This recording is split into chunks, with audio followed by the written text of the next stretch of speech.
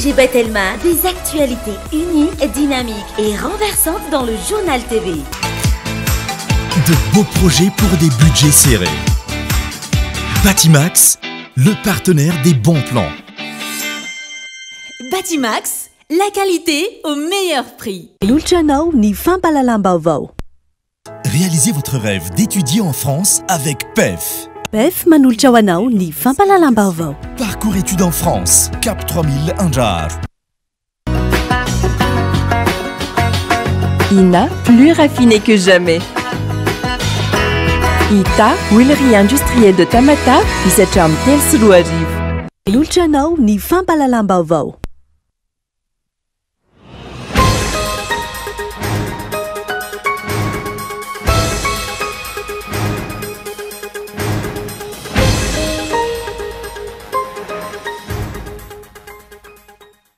Fanapitehana ny firenena sy fanaofana tanteraka ny demokrasia no amerana ho faharoanjato tapitrisa ariary ny sera ny fifirotsahako-vidiana amin'ny fifidianana filoham-pirenena amin'ny ity taona ity hoy ireo solombavambahoaka.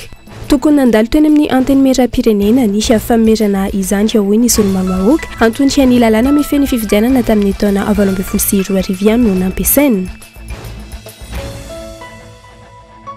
Tsy tokony anao politika intsony araka ny fanambarana nataony nandritra ny tafa ny vantana tamin'ny vahoaka tamin'ny fahitalavim-pirenena ny 4 oktobra 2022 ny filoha Andry Rajoelina hoy ireo mponina avy ao amin'ny faritra atsimo manoloana ny tsy fantanterahana ny teny nomeny amin'ny fanamboarana iray manontolo ny lalam-pirenena fahatelo ambin'ny folo miainga eo iosy hatrany Taolagnaro. Ny fanamboarana ny lalam-pirenena fahatelo ambin'ny folo izay nijanona teo Ambovombe Taolagnaro ihany izany hoe 50 kilometatra raha tsy misy toyny kosa ny 50 sy 400 kilometatra ampony izay miainga ao iosy.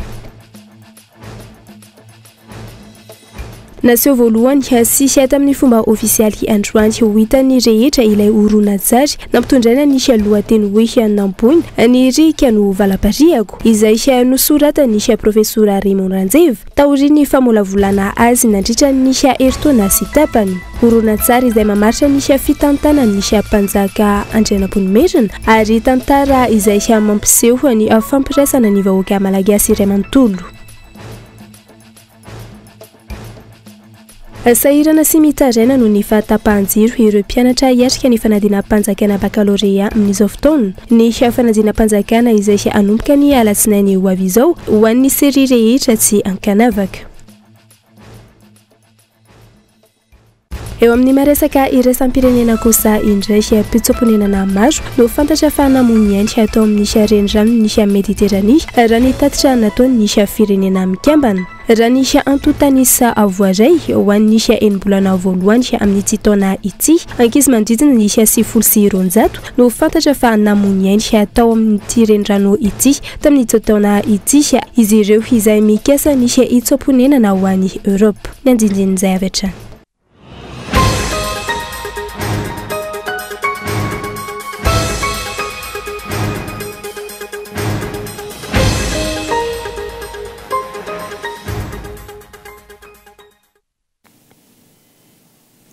Manatra ny araba tombo kilasy tombo vavy tonga soa atao anatin'ny fampalalam-baovao ny Kolo TV amin'izao alina izao ka manasanao hanaraka izany hatramin'ny farany. Ety ampiandohana dia tsara ny manamarika fa manambahiny ny fampalalam-baovao amin'ny ity alina ity dia tsy iza izany fa ny lieutenant colonel Rakoto Mampianina Ritsa izay avy ao anivo ny DGSR iresaka mahakasika ny lozam-pifamoivoizany ireo kodiaran-droa nanomboka ny taona 2022 sy ny taona 2023. Fa ny matoa-dahatsoratra no anokafantsika ny fotoana ny fampalalam-baovao amin'ity alina ity mizarazara be ihany ny hevitry ny olom-pirenena amin'izay ho ambara ny filoham-pirenena Rampitso ao no milaza fa ho zava-dehibe ny fotoana Rampitso mba ahafantarana ny hevitry ny filoha amin'ny toedrara samihafa eto amin'ny firenena. Ao kosa ireo tsy miandrandra na inona intsony satria tsy hanova zavatra indrindra amin'ny maharary ny vahoaka. Ny matoa-dahatsoratra Gaëtan Andriatsilavo. Raha ny marina aloha dia zava-dehibe hatrany ny kabary sy ady hevitra ambaran'ny filohan'ny Repoblika. Io ilay événement ny lahateny, ny hevitra ny fanapaha-kevitra entiny ny filohan'ny repoblika. Ny zavatra ambarany mantsy no iangany ny fiainam-pirenena. Ka ny mpanohana azy dia nindraindra sy amerimberina ary anao litany izay ambarany. Ny mpanohitra kosa dia itsikera marindrano izay potreo. Tsy misy olana zany ary tsy tokony fanebahana fa samy miaro ny foto-keviny. Izany raha teo ny demokrasia. Mifanandrana ny hevitra izay tokony hitondra soa ho an'ny vahoaka sy ny firenena. Ny vahoaka raha teo no masy mandidy amin'izay olona sy foto-kevitra tiany hitondra amin'ny alalan'ny fifidianany. Ka amin'izao volana vitsy mialohan'ny fifidianana izao, mbola événement ve ilay kabary rapitso sa efa non événement? Ho an'ny filoam-perinasa ka mety mbola irotsaka ho fidiana dia fotoana ny bilan izao. Ary ny bilan dia tsy mila tantaraina intsony satria iaraha mahita, iaraha miaina ny vitan'ny filoha Andry Rajoelina tao anatin'ny 5 taona. Ny 2 volana, fotoana sisa hijanonany eo amin'ny fitondrana dia tsy misy antenaina hanaova zavatra intsony, tsy misy magia. Raha tahiny ka mbola irotsaka koa nefa dia mazava zao no fetra ny fahavitan'ny fiainam-bahoaka. Ny 5 taona voalohany iny dia afaka hitsarana fa tsy ho afaka hiotran'izany intsony izy. Ka na inona ho lazain'ny rampitso, na inona ho ambarany, na inona fampanantenana arosony dia tsy ampiraika ny olona intsony. Afo mandoro lamba hoy ny fahendren'ny tolo zay. Eny fa na ilay resaka fizakan'ny filoha Rajoelina zo pirenena frantsay aza dia efa mazava ny hevitry ny malagasy. Na gasy ray sy gasy reny aza ny filoha Rajoelina dia nisafidy ho frantsay antaratasy. Matsiaro voavitaka ny malagasy raha nifidy azy ho filoha tamin'ny taona 2024. Ay vazaha izy. Fehiny, tsy misy andrasana amin'ny filoham-pirenena intsony rampitso. Efa tapa-kevitra rehefa mahalala izay lalakalehany ny malagasy. Fombafomba sy fisehoana toy ny mahazatra azy io rampitso io. Vaovao mahakasika ny raharaham-pirenena izay hatrany fanapotehana ny firenena sy fanafonana tanteraka ny demokrasia no namerana ho 400 tapitrisa ariary ny saran'ny firotsaham-pifidiana amin'ny fifidianana filoham-pirenena amin'ny taona ity hoy ny solombavambahoaka tokony hanandalo teny amin'ny anteny mera ihany koa ny famerana izany hoy hatrany ny solombavambahoaka antony ny lalàna mifeny fifidianana ny taona 2024 no ampiasaina fanadihadiana. Famotehana ny firenena no ataon'ny mpitondra ankehitriny amin'ny famerana ho 400 tapitrisa ariary ny saran'ny firotsaham-pifidiana amin'ny fifidianana filoham-pirenena amin'ny taona ity hoy ireo solombavambahoaka. Tsy natao an'ny mpandraharaha sy ny mpanambola ihany ny politika eto Madagasikara ary tokony afaka manao izany avokoa ny rehetra izay manana hevitra ampivoatra ny firenena. Be aloha mieritreritra an'izany satria voalohany voageja zay mpitondra ho avy eo, faharoa lasa antoka ny firenena. Jereo tsara averimberiko foana hoe ohatrina ny karama farany ambony indrindra ho an'ny mpiasam-panjakana eto Madagasikara. Zany efa dia manana fijery ohatran'izao hoe ny olona voavolavola amin'ny fisainana ny atao hoe raharaham-bahoaka, chose publique, intérêt général dia tsy any amin'ny sehatra ny fandraharahana mihitsy. Dia tsika ve zany dia iantehatra foana ampandraharaha hitondra n'ity firenena ity zay tsy eritreritra fa tsy mifampitombony ny ambaindainy orinasany sy ny fananany ary ampitombo hatrany ny tombo-barotra amin'izay sehatra rehetrarehetra anaovany an'izay fandraharahana zay. Tokony nandalo teny amin'ny anteny mera ny fandraisana fepetra toy izany hoy ny solombavambahoaka antony ny lalàna tamin'ny taona 2024 ihany no ampiasaina. Ohatra ka nisy fanovana ny resaka caution tamin'ny 2018 mbola tsy nandinika ny ataoko hoe ny volavolan-dalàna mahakasika ny fanaovana fifidianana mbola tsy nisolo ny 2018 tiré 008 zay ina moa lalàna fifidianana zay nataontsika tamin'ny 2018 raha ohatra ka teo nanovany caution io dia tokony niditra amin'izany tao amin'ny Assemblée nationale na ahafahany député rehetra nandinika an'izany na nanaiky na nametra ny caution tokony natao.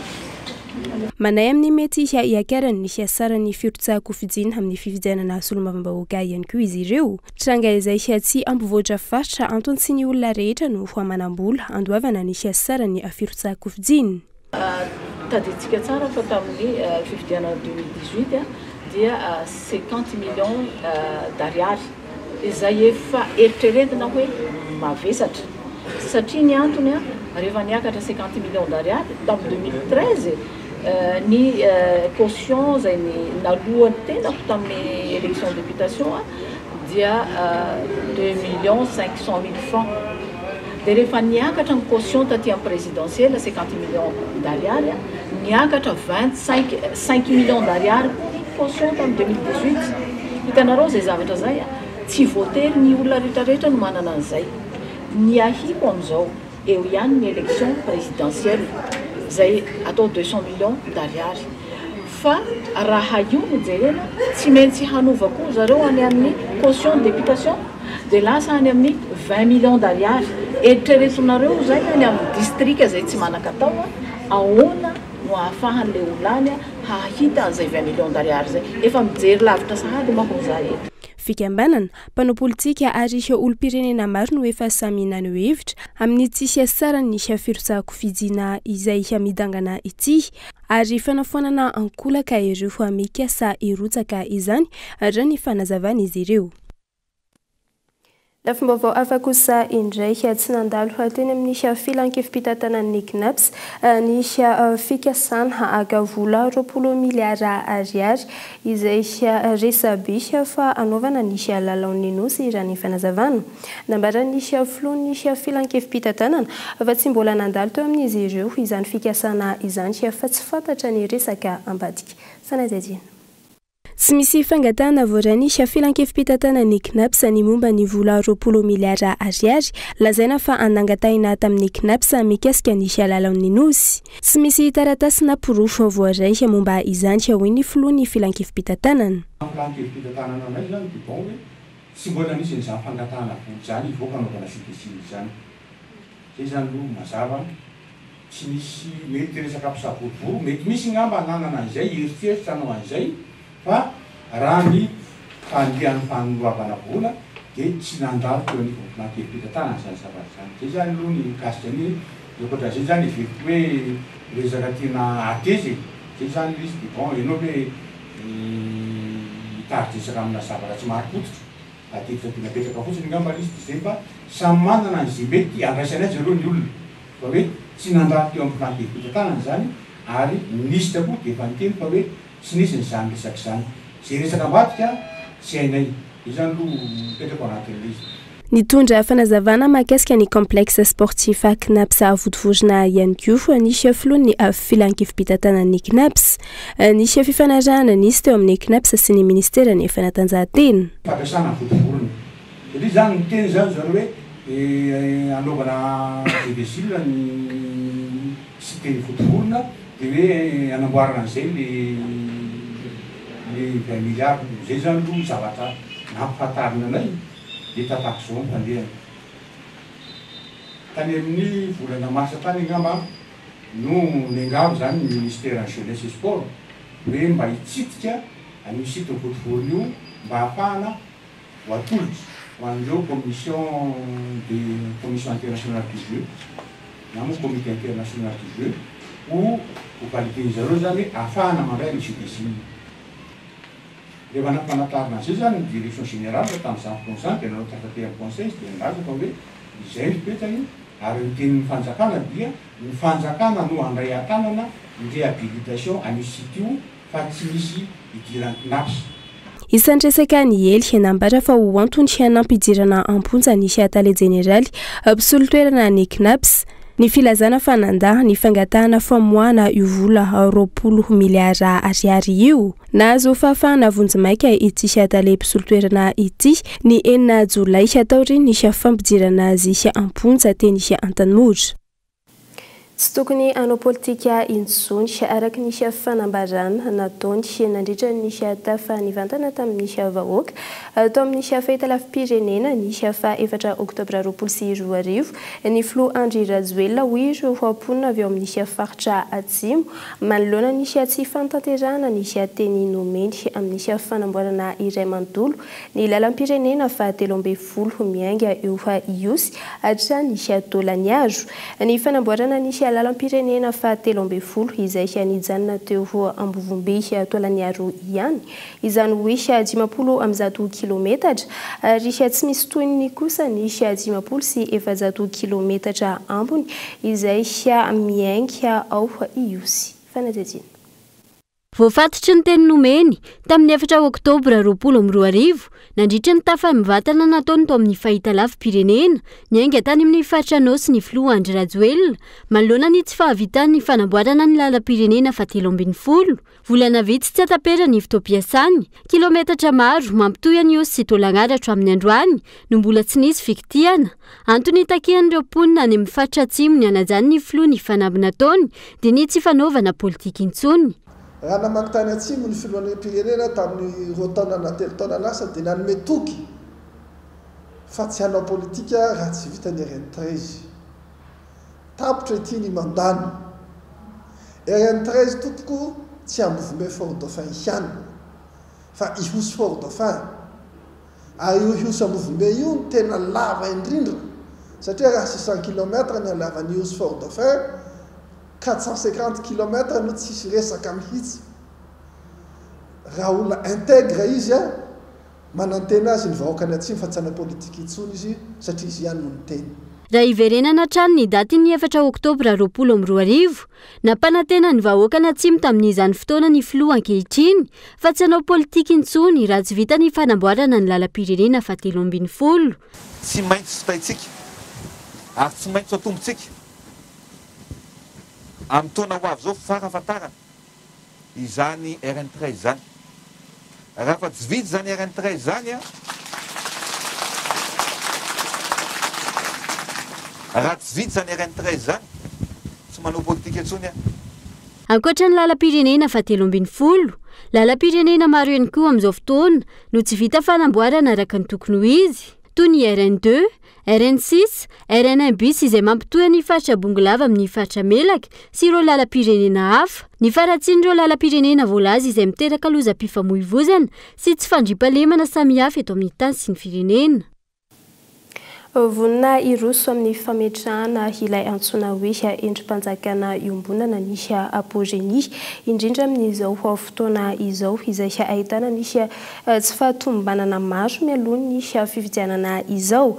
Nandroso sosokevitra maro ahafahana mametraka rafitra vaovao ho an'ny firenena ihany koa izy ireo, ohatra amin'izany ny fiara-miasa amin'ireo mpamatsy vola. Fanajadinika eto Antreatsilavo.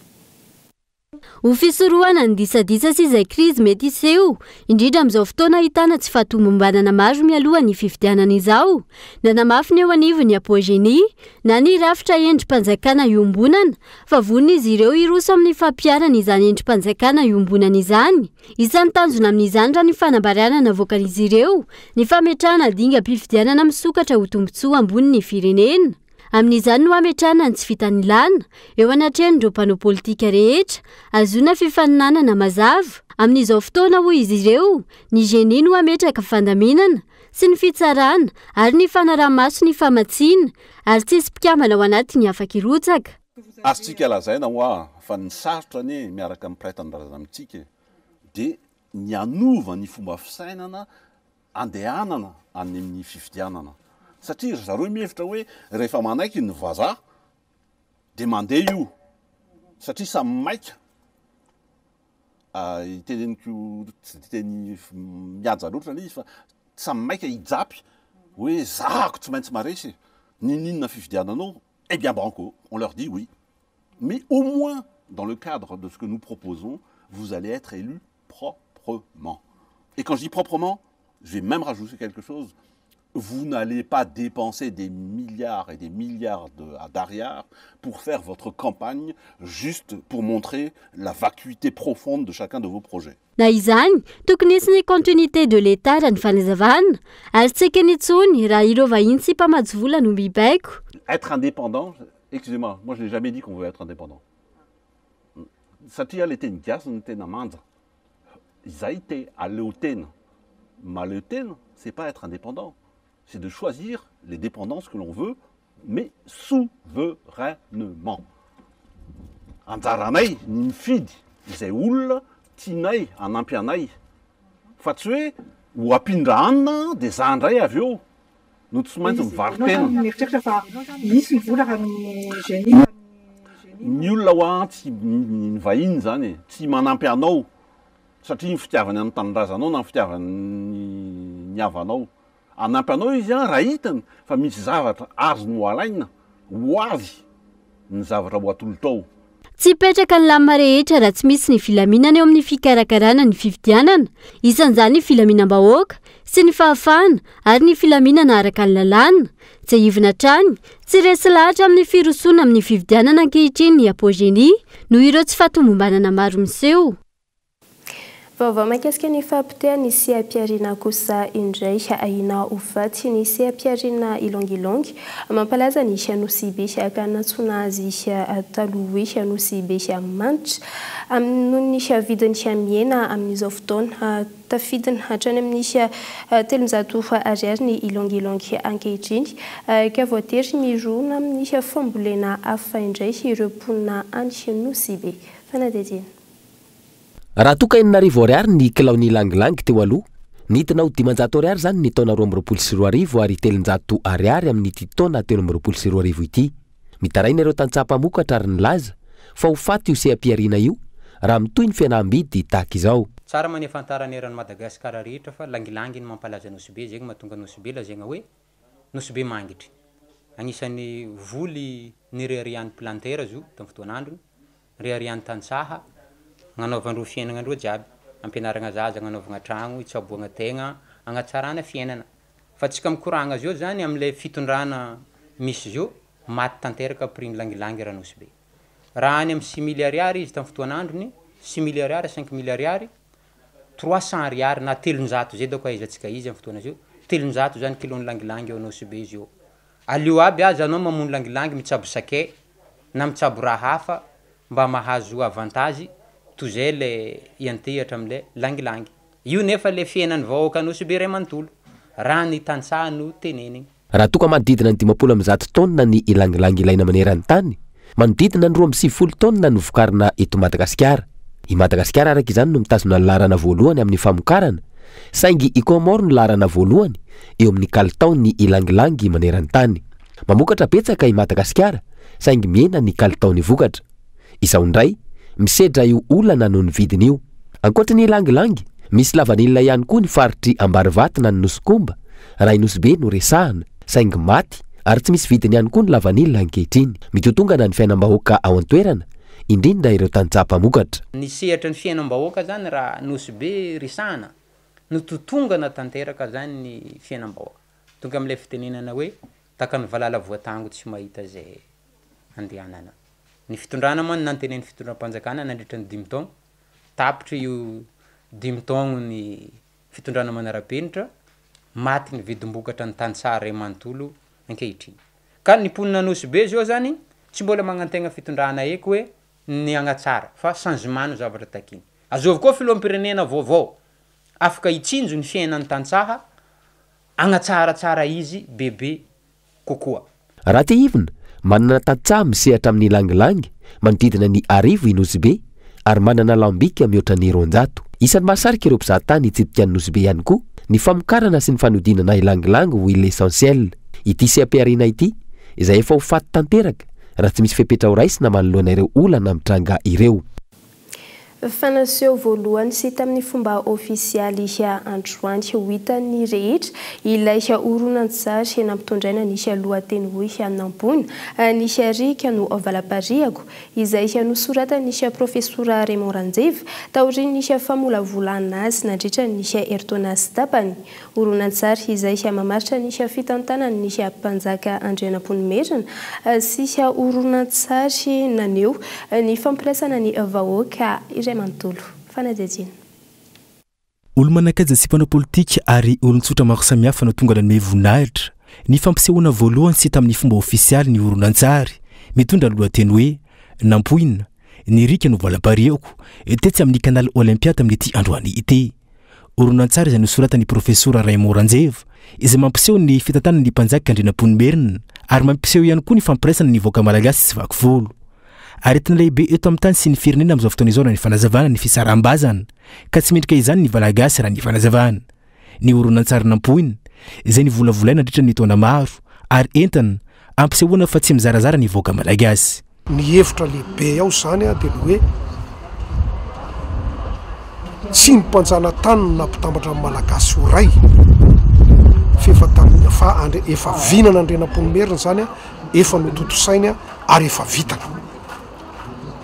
zany hoe efa firenena nisy teto ary tsika firenena nisy talohan'ny firenena maro fa tsika efa ela be efa tamin'ny andro nandrenam-ponomerina taoriana kely nandrenam-ponomerina zany tsika dia efa lasa firenena zay zany ny tena voizanao fa tsy mipetraka le hoe tsy nisy firenena teto talohan'ny fanjanahantany fa olona betabe mifampizarasara fanjakana betabe mifampizarasara fa nisy firenena teto ary andrenam-ponomerina nanatotosany zay le votoaty andrenam-ponomerina no natsinjo fa iray ihany no malagasy efa natsinjo izy fa iray ihany no malagasy iray ny teny iray ny tany voadidiny rika voadidiny ramasy do izy zay no natonga azy ny teny hoe io ranomasina io no tokony ho valapare ary zay voadidiny io ranomasina io a dia firenena ray vahoaka ray zay zany a vina zavatra efa tsinjony ary nataony ny lofosany no ampitambatra an'izay ho iray.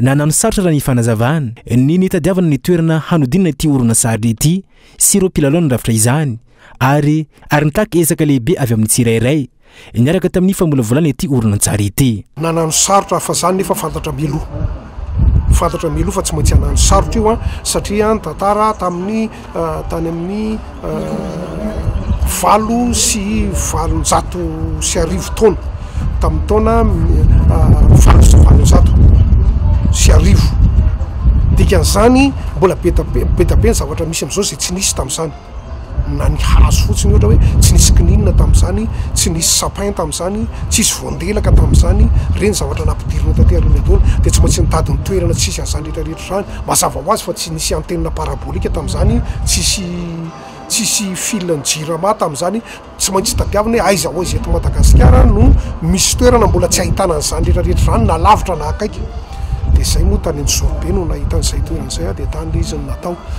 Tao anatin'ny taona maro no namolavolana ny oronan-tsary ary mitondra hafatra ihany koa ho an'ny vahoaka malagasy. Ary kolovay ny taranaka mandimby dia ny fananganana ny fanjakana malagasy sy ny firenena malagasy. Zay no natonga anio safidy hoe nampona ny rika valapare satria izy no mpanjaka voalohany indrindra ny eritreritra zany na iza mpanjaka tao na iza mpanjaka tao raha nitory le firaisam-pirenena dio zay no nasoa tsy lefy le afatra ary tsy totany ela satria efa taona zay ny eritreritranyio nanomana an'io zavatra io ka le fotoana nanaovana azy no fanindry amin'ny zavatra misy amin'izao fotoana io didin-janahary ve zany sa vita na tsy fantatra fa zao ny vita liza raha ny fantatra mahery ny telonjato tapitrisa ariary ny vola nentina nanodina nyity oronan-tsary ity ary ho alefa ihany koa eny anivony université maro samihafa ny oronan-tsary aoriny namoana azy tamin'ny fomba ofisialy androany ary ihany koa anaovana adihevitra lehibe. Fa izay lafim-baovao izay no hoentintsika misentro kely ato anatin'ireto dokam-barotra ireto aoriana izay no hiditra amin'ny tapany faharoa amin'ny fampahalalam-baovao isika. Ndao ary.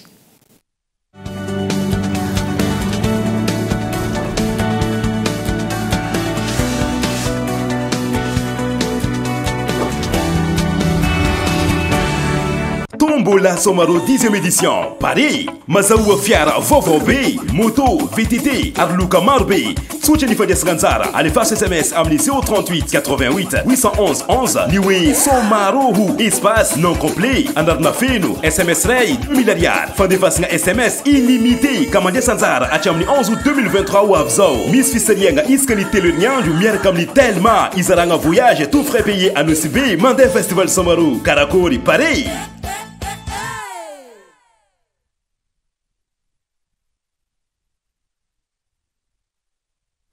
Ina dia vita amin'ny soja voafantina mba hampatsiro ireo karazan-tsakafo karakarainao.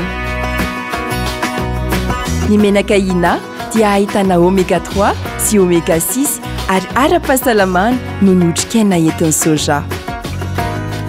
Ina ilay menaka manome tsirony nandronao isanandro.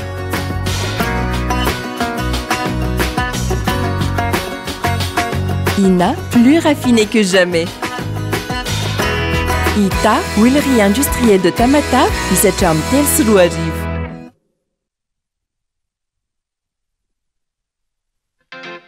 Ny loko algo, loko azo antoka amin'ny kalitao egyptienne. Mora mandray, mandrakotra tsara ary manaja ny tontolo iainany. Loko algo, misy alo, aloil, ary antirouille. Izay natao ho takatry ny fahefa-mividiny rehetra. Hita eny amin'ny mpivarotra mahazatra anao. Algo manaraka ny iso, algo ny kalitao amin'ny vidiny mirary. Miala indray ny tombola vakansa amin'ny vola, iantohany amin'ny vola ny vakansa nofinofisinao. Ny 17 Jolay hatramin'ny 3 Aogositra 2024 manaova transaction amin'ny vola to bank na bank to amin'ny vola dia azo tapakila fandraisana anjara azahoanao roa tapitrisa ariary andehananao vakansa. Tsy vitan'izany fa isy ihany koa fisarihana isan-kerinandro azahoana amin'ny vola 10 alina ariary isany. Fisarihana mivantana eo amin'ny page Facebook amin'ny vola tsindrio ny 1011 étoile 1 étoile 8 dièse na ny application amin'ny vola. Amin'ny vola tsotra aingana azo antoka.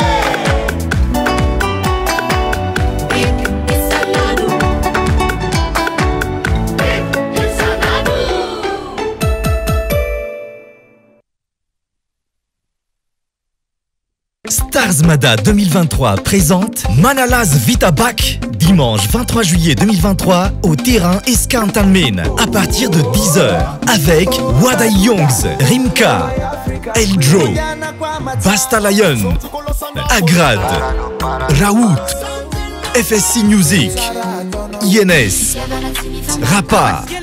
Invité Zazamlai, guest université, collège, lycée, ambiance DJ avec CMC, DJ Natou, Johan Loïc, Boutakeli, animateur, Baron, PAF, Similariar, sécurité assurée 100%, partenaire média, Cool TV. PEF, parcours études en France. Réalisez votre rêve d'étudier en France avec PEF. Après le bac, optez pour l'option 2+1, 2 ans à Madagascar et 1 an en France pour obtenir votre bachelor. Vous avez la licence? Optez pour l'option 1+1, 1 an à Madagascar et 1 an en France pour décrocher votre master. Plusieurs filières et spécialités dans 2 prestigieuses écoles en France. Le groupe EMA et l'Omnes Éducation. Parcours études en France, Cap 3000 Anjar. Contact 038 45 085 85 020 85 085 85. Financez vos études avec le crédit PAC étudiant de la PMI Madagascar.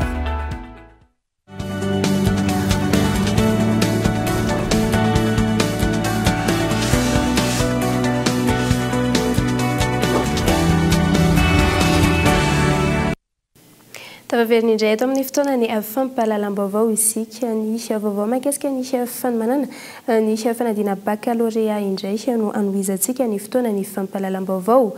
Sahirana sy mitaraina noho ny fahatapahan-jiro ireo mpianatra hiatrika ny fanadinam-panjakana baccalauréat amin'izao fotoana. Ny fanadinam-panjakana izay anomboka ny alatsinainy ho avy izao ho an'ny série rehetra sy ankanavaka fanadihadiana.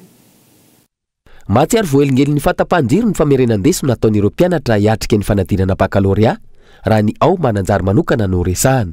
Raha amin'ny 3 ora maraina no fotoana mampifantoka azy ireo, amin'ny 4 ora maraina vao miverina ny jiro izay maty manomboka amin'ny 7 ora alina. Mampizaraina mpianatra manao revision nefa zany ohatra ka zare amin'ny ankapobeny satria amin'ny 3 mandray mpianatra mifoha satria amin'igny mampiconcentré ohatra akaiky ny bara izy voalohany tabataba eo amin'ny fotoana tokony eo amin'ny 7 ka hatramin'ny 7. Misy ny radio moa zany mamerana tantara, eo koa ny amin'ny mandraigna zany mandraigna tokony merana leçon nefa amin'igny jiro mbola sy miverina dia aty afara manomboka 10 aty afara nefa départ tamin'ny 8 ndraiky izy io tapaka dia tsy mielina sy 8 mandregny. Ankilany midaraina ihany koa ireo mponina mampiasa ny herinaratra no ny fantiantoka teraky ny fahatapahan-jiro lavareny ohatra amin'izany ireo mpivarotra glasy. Meka am'izao ziro tapaka zao me perte totale la misy ny sitako dikany girama hoe sisy gazoile katasi katarie katapapatapapaty e sisy dikany stoko tena marina aminazy perte totale la iray ronono vidinay ohatrino amy 510,000 litatra siramamy ohatrino kilaony siramamy lafo be kilaona siramamy perte totale la inoko zany sakafo anay na ohatra ka sy magnano ny raha amboarinay ity. Ankoatra ny fahasahiranany ireo mpianatra amin'ny famerinandesona noho ny fahatapahan-jiro lavareny, misy olana ary mila fanampiana vonjimahika ihany koa ny fiatrehana ny fanadinana ho an'ny faritra sasany. Ho an'ny Antananarivo ohatra, namoaka fiantsona maika ny tompon'andraikitra noho ny tsy fahampiany ireo chef de centre sy ny mpanaramaso ny fanadinana. Tranga izay mbola tsy nisy teto amintsika hatr'izay. Mety ho antony mahatonga ireo mpampianatra tsy harisika amin'ny fanomezan-tanana raha ny loharanom-baovao azo ny tsy fandoavana ny tambi-karaman'izy ireo. Io tsy fanomezana tambi-karama io izay niteraka fitakiana maro taorian'ny fanadinam-panjakana teto amintsika. Tsy ivona ny alatsinainy 17 Jolay ho avy izao no hanomboka ny fanadinam-panjakana baccalauréat ho an'ny série rehetra. Vaovao mahakasika izay fanadinam-panjakana izay hatrany efa tonga any Mahajanga ny lazaadina amin'ny fiatrehana ny fanadinam-panjakana baccalauréat ity taona 2024 ity efa samy namontsy ireo toerana iandraiketany avokoa ireo olona manandrara amin'izany fanadinam-panjakana izany fanadihadiana.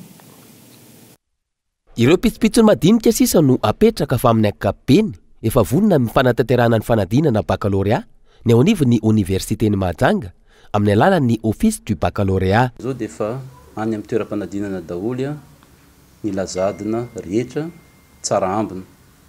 Ho an'ireo olombelona izay mikirakira ny fanadinana baccalauréat 2024 dia efa any an-toerana ihany koa raha tsy resaka tsika ny chef de centre sy ny chef de centre adjoint sy ny surveillant maro samihafa. Eto dia mitondra fisaorana ho an'ny ministera ny fampianarana ambaratonga ambony sy ny fikarohana ara-tsiansa satria fantatro loatra ny dingana maro samihafa amin'ny atongavana amin'ny famolavolana ny lazadina amin'ny fanadinana tahaka tony. Ihany koa ny amin'ny force de l'ordre izay niaraka taminay foana nanomboka tamin'ny fakana lazadina zany sy ny fanaterana ny lazadina any amin'ireo centre d'examen maro samihafa izay mareko tsara ato amin'ny faritra Boiny zany faritra Sofia, faritra Betsiboka ary faritra Melaka. Ho an'ity fanadinana baccalauréat 2024 ity, natapyakarana 20 faingo 300 ny tapisoratana anarana ho an'ny Mahajanga. Nampitombona ihany koa ny ivitoeran'ny mpanadinana. Raha ny isan'ny mpiadina amin'ity taona ity dia amin'ny totaly 24 707. Zay nombre de candidats inscrits ka 23 533 ny enseignement général ary 1174 ny enseignement technique. Ireo moa zany dia misandraka amin'ny centre d'examen maro diaraka ny teneniko teo ny faritra Boiny, Betsiboka, Melaka ary faritra Sofia. Raha ny zandry indrindra amin'ny mpanala fanadinana dia any amin'ny centre d'examen any Antsohia, lehilahy izy io 12 taona option A2, dia ny zokony indrindra vehivavy option A2 ihany 19 taona eto Mahajanga eto Mahajanga 1 ao amin'ny centre d'examen Ziona vaovao. Nanamafy ny teny firarian-tsoa ny mpiadina hiatrika ny fanadinana ny filohan'ny universitény Mahajanga no sady nanafatra azy ireo ho tony ao ampiatrehana ny fanadinana.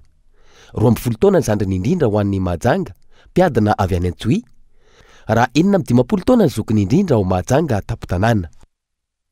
Araky ny efa natsidika teny am-piandohana dia manambahiny sampana fampahalalam-baovao amin'ity ala ity dia tsy iza zany fa lieutenant-colonel Rakoto Mampianarits, chef de service des opérations et contrôle routier eo anivon'ny DGSR. Miarabanao colonel tonga soa ato amin'ny fampahalalam-baovao amin'izao ala izao. Fanontaniako voalohany avy hatrany, manahoana ny antotanisa mahakasika ny loza mpifamoivoizana indrindra ho an'ireo moto rampitaina ny taona 2022 sy 2024 sy tamin'ity taona 2023 sy 2024 ity. Misaotra betsaka, miarabanao Nela, ary miaraba ihany koa atsika rehetra izay manaraka ny fampahalalam-baovao ato amin'ny Golo TV izay nanasanay eo anivon'ny foibe fitsarana fiarakodia na ny direction générale de la sécurité routière DGSR moa ny afantarantsika azy. Ny tena marina tokoa fa raha oharina tamin'ny atotanisa tamin'ny taona 2020 sy 2024 dia hita tena niakatra dia niakatra ny lozam-pifamoivoizana izay mahazo an'ireo kodiaran-droa. Raha ohatra zany iteny markisa kely amintsika zany ny tamin'ny taona 2020 sy 2024 raha ohatra ka teo amin'ny 720 ny atotanisa voaray tao anivon'ny gendarmerie zany izay zahay moa no mitantana azy dia manodidina ny 570 isanjato na 190 ny isan'ireo loza izay navoa ny kodiaran-droa. Ny tamin'ity taona 2020 sy 2024 ity nefany mbola vao ny enim-bolana voalohany dia efa mahatratra zany eo amin'ny 350 sahady ny accident na ny lozam-pifamoivoizana izay nahazo ireo kodiaran-droa. Efa manome sahady zany zay salanisy zay ny 7.570 isanjato. Hitatsika amin'izany fa miakatra dia miakatra. Tianao marina aloha fa io antotanisa izay ao amin'ny foibe fitsarana fiarakodia io dia antotanisa voaray eo anivon'ny gendarmerie nationale ihany. Tsara nefa ny ampahafantarina amintsika fa ny antotanisa zany izay kirakirain'ny gendarmerie dia any amin'ireo ivelan'ny tanan-dehibe na ny agglomération moa zany amin'ny teny frantsay. Ny police nationale manana ny azy izay tena mikirakira ny tanan-dehibe. Eo ihany koa nefa zany ireo kompania izay compagnie d'assurance moa ny filaza azy na ny compagnie mpiatoana manana ny azy ihany koa ireny. Dia zay no zavatra misy hoe fiakarana io zany matanjaka be. Tena hita niakatra tokoa izay antotanisa zay fa azo fantarina avy hoe inona ny antony mahatonga izay lozam-pifamoivoizana zay raha ny deux roues manokana no resantsika. Raha ny tena marina aloha zany be dia be ny antony raha ho tanisaina. Fa ny tena lehibe dia ny toetra sy ny fietsika izay ampiasainy na ataon'ireo mpamily kodiaran-droa. Maro isan-karazany izay toetra sy fihetsika izay raha tsy tanisa fotsiny afa-tsy ny fandehanana mafy, ny fisotroana alcool sy ny zava-mahadomely isan-karazany, ny tsy fitandremana na ny imprudence isan-karazany izay hita amin'ny mpampiasa arabe rehetra amin'ny ankapobeny. Eo ihany koa ary tsy azo hidivirana moa zany dia ny fahamaroan'ireo kodiaran-droa amidy izay latsaky ny ohatra mahazatra antsika moa zany hoe lasa ireo latsaky ny 125 cm3 izay tsy mampiasa an'le atsotsika hoe permis A dia lasa ohatra ny hoe misy tsy fampiarana angamba zany ny lalàna sa ahoana fa be dia be ny mamily fotsiny amin'izao tsy mahay akory ireo fepetra rehetra tokony ho arahana momba ny code de la route. Miresaka an'izay resaka permis izay ianao colonel manahoana efa nisy ny resaka fa hoe tsy maintsy manana permis daholo ny olona mamily ny kodiaran-droa. Manahoana ny mahakasika izay amin'izao efa mba naheno resaka ve mahakasika an'izay nareo hoe aiza ho aiza io lalàna io amin'izao? Marina tokoa fa efa nisy volavolan-dalàna efa nidivan'ny tompona andraikitra isan-karazany rehetra zany namolavola azy. Momba n'izay le resaka hoe kodiaran-droa sy ireo kodiaran-telo mitatitr'olona.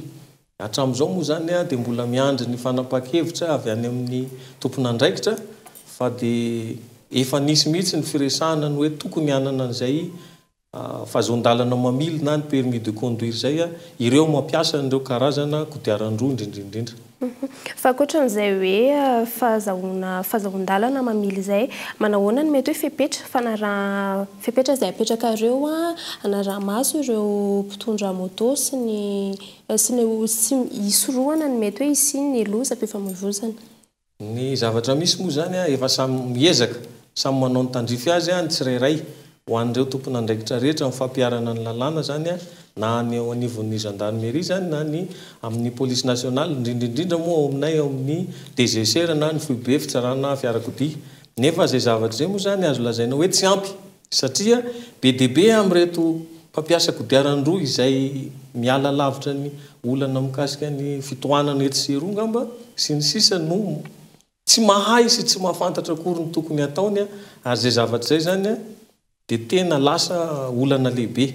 Dia ny anisany tena isorana sy ankasitrahana mihitsy moa zany ny tiabeoisme da officiel izay tena miara-miasa aminay amin'ny fanofanana sy ny fitadiavana an'ireo tokony ahazo an'izany fiofanana zany dia makanay aty amin'ny foibe fitsarana fiarakodia moa zany izaran'ireny traikefa ireny entina iadivana amin'izay loza ateraky ny fampiasana kodiaran-droa zay. Manahoana kosa ny fanentanana mety hoe ampy ve ny fanentanana ho an'ireo mpitondra moto amin'ny resaka hoe fiarovan-tena ny fomba fiaina rehefa mitondra moto ihany koa. Izay mihitsy zany ny tena mbola olana eto amintsika satria be dia be mampiasa tsy mahalala ny tokony ho atao. Dia voalohany indrindra aloha isorana lehibe dia lehibe ny eto amin'ny Cool TV izay nandray anay mba hitondra ny fanentanana tsotsotra. Tena zava-dehibe ho anareo zay maheno ny miditra amin'ireny fikambanana ireny indrindrindrindra ity abéoisme da officiel ity satria ao zany ianao mba mahafaka maka ny karazana traikefa sy ny fampianarana indrindrindrindra zay tokony ho atao rehefa mampiasa ny kodiaran-droa. Ny fanentanana moa zany tena lehibe dia ny hoe rehefa mampiasa kodiaran-droa ianao ankoatra ny zavatra hafa tokony ho fantatrao dia ny fitaovana fiarovana ny tenanao azo atao ambany zavatra ialao ny zava-pisotro sy ny zava-mahadomelina ary ny fahatelo moa zany dia ny hoe manaova ny fitaovana rehetra mifanandrify amin'izany dia ny toetra mifanaraka amin'izay tandremo. Ankasitrahana feno ianao kolonela ny vahiny tato anatin'ny fandaharana nitondra izay antotanisa sy afatra ihany koa ho an'ireo mpamily kodiaran-droa. Misaotra betsaka atsika eto amin'ny fampahalalam-baovao. Fa vaovao mahakasika ny sosialim-bahoaka kosa indray no hanoizantsika ny fampahalalam-baovao vahaolana amin'ny maharitra no ilaina fa tsy fanampiana vonjy tavanandro avy amin'ny fanjakana ho ireo mponina avy eo amin'ny toliara faharoa manoloana ny fahasahiranana izay iainan'izy ireo amin'izao fotoana fanadihadiana. Miamtotongana ny farim-piainan'ny mponina manerana ny nosy amin'izao fotoana noho ny fiakaran'ny vidim-piainana ary tsy ampitsony ny vokatra atao anatiny. Isany misedra olana goavana amin'izany ireo mponina amin'ny komunina ambanivohitra mitoka-monina noho ny faratsiany lalana io ihany koa ny tsy fisian'ny asa. Ho an'ny komunina Tsiansy, distrika ny Toliara faharoa tsy nisy ny vokatra tamin'ny fambolena noho ny tsy fisian'ny rotsakorana. Manakory ny fiainanay fa tsy salama, tsy salama azy itao tsy raha nisy fa ny maty tse tao toy agnatin'ny 5 taona jano zay ny ora vao izao vao kely trangatranga tsy salama gn'olo raha ndray avy koa ora toy izao tsy salama gn'olo henan'izao matimaty avao ka magnaraky gn'andro la jerenareo gn'andokotera ao tsy omby olo gn'ao la mandry ao avao gn'olo tsy omby no hino fagnarety tsy miegny. Olo raiky manana anaky valo agnatin'ny tokantragno raiky tsy hitany ny havelony azy vary aminay ato amizao 700 kapoky tsy hitany ny hamelomany gn'anany mirongatsy ny halatsy satria gn'antony tsy sisian'ny asa izay. Vonjy tavanandro ny fanampinana ataon'ny fanjakana ho izy ireo asa maharitra sy fivelomana ho an'ny mponina no ilaina. Betibety moa fa nitsanga tetoy fanjakany nandefa vary nandefa ino mba fa nisakafo gn'olo mba fa nihina ka tsy fasandraky izao miafitaofa rahay ndragnanakay mijaly mahay taratasy tsy managnasa. Vahaolana maharitra amin'ny fiarina sy ny fitadiavana andavanandro araka izany no ilain'ny mponina any an-toerana. Io ihany koa ny famoronana asa ho an'ny tanora amin'ny alalan'ny fananganana orinasa sy fanomezana lalana hitrandraka reo arena voajanahary ao aminy. Raha ny etotanisa voaray tsy ahivina ny 100,000 ny tany azo volena ihany no misy voly ankehitriny amin'ireo faritra Atsimon'ny Nosy ary isan'izany ny aotoliary faharoa. Nampahafantarina tamin'ny fomba ofisialy omaly fa feno 12 tapitrisa ny mpanjifa ny Telma amin'izao fotoana izao no tolorana fanomezana omaly ihany koa moa ilay olona tsara vitana na feno io isa io fanadihadiana Henri Florian. Feno 12 tapitrisa ny alakamisy 17 jolay lasa teo ny mpanjifa ny Telma. Nisy araka izany nietsika ho fampafantarana izany teny amin'ny campus Telma Andraharo. Nandritra io fotoana io no nanolorana fanomezana ho an'ilay mpanjifa fa 12 tapitrisa. Loka maro no nomeny Telma azy nandritra izany. Tanjana ho ny tompon'andraikitra ny fanomezana fahafampony mpanjifa. Andrano izany dia nolorana loka ny mpanjifa ny Telma 12 millionième zany hoe natratran'izay 12 millions zay zahay androany omaly moa izany dia tena faly tanteraka ny antony nanolorana an'izy io loka moa izany dia ho fankasitrahana ny mpanjifa rehetra izay efa niara-dalina tamin'ny Telma hatramin'izay ka hatramin'izao nahatratrarana ny 12 millions izao. Izy moa izany no tsara vintana amin'ny solotena ny mpanjifa rehetra izay manjifa ny Telma hatramin'izay izay nitolorana loka androany fa ny androany dia tena hoe fankasitrahana an'ireo mpanjifa rehetra hatramin'izay ary fanomezana toky fa mbola vonona izay anome ny tsaratsara kokoa amin'ny fanolorana ny tolotra rehetra amin'ny fiaraha-miasa ary vonona izahay anome lanja ny mpanjifa rehetra natan'izay hoe isika rehetra manandanja ianareo mpanjifa rehetra manandanja i mademoiselle izay nahazy miloka androany fa 12 millionième client manandanja dia izay no vina tianay hoentina mandavataona mandritra ny asanay hoe manome lanja ny mpanjifa rehetra izay manjifa ny Telma. Loka maro samihafa araka izany no azo nitihina feno ny 12 tapitrisa ny Telma ity toy ny finday avolenta, box 4G, mibalika sy ny fitaovana miaraka aminy. Eo amin'ny maresaka iraisam-pirenena kosa indray pitsaponenana maro no fantatra fa namony ainy tao amin'ny renirano ny Mediterranée raha ny tatitra nataony ny firenena mikambana raha ny antotana nivoaka ho an'ny enim-bolana voalohany tamin'ny ity taona ity ankizy manodidina ny 900 no fantatra fa namony ainy tao amin'ny ity renirano ity raha tokany ikasa itsaponenana ny Eropa kosa izy ireo fanadihadiana eo amin'ny sary ny France 24. Tao anatin'ny enim-bolana voalohany tamin'ny ity taona ity, ankizy miisa 720 teo no fantatra fa namony ainy tao amin'ny ranomasiny Mediterranée raha nikasa itsoponenana ho an'i Eropa raha nitatitry ny firenena mikambana.